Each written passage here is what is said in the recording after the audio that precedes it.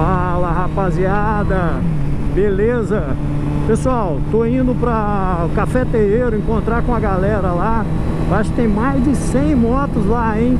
Bora lá, vamos ver que o vídeo tá bem legal hoje, hein?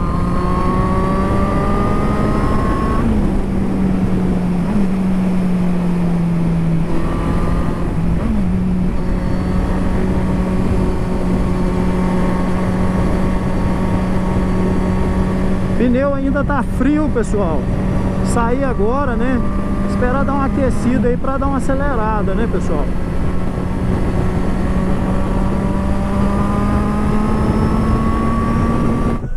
Fala, rapaziada, beleza, galera? Ó, motocada aqui no terreiro.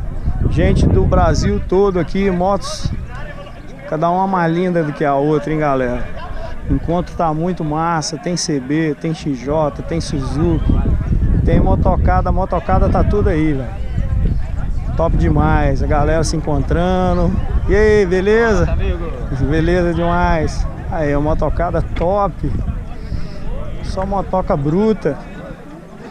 Galera na confraternização aqui. Muito show, hein, pessoal? Vale a pena participar com a galera.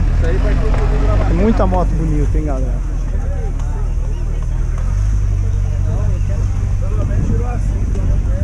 Vai passar ali. As brutonas tá aí, ó. Muita moto top, tá, galera? Estão vendo aí, mostrando todas as motos pra vocês. São mais de 100 motos aqui no terreiro. Show demais, hein? É, rapaziada, olha o giro dos homens, ó.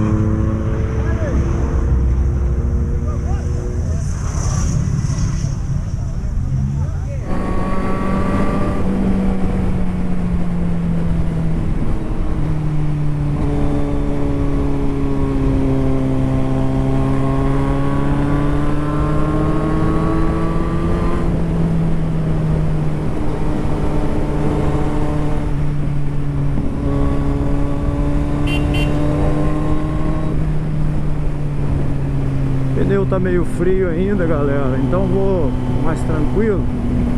Muita curva aqui, né? E esperar o pneu aquecer um pouquinho. Daqui a pouquinho a gente dá mais uma acelerada.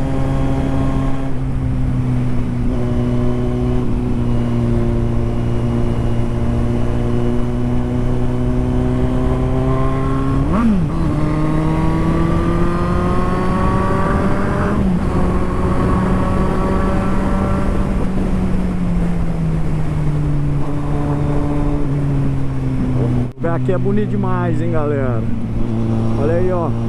Pedra azul. Lindão, né?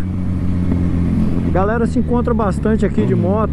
Aqui, ó. O pessoal se encontra bastante.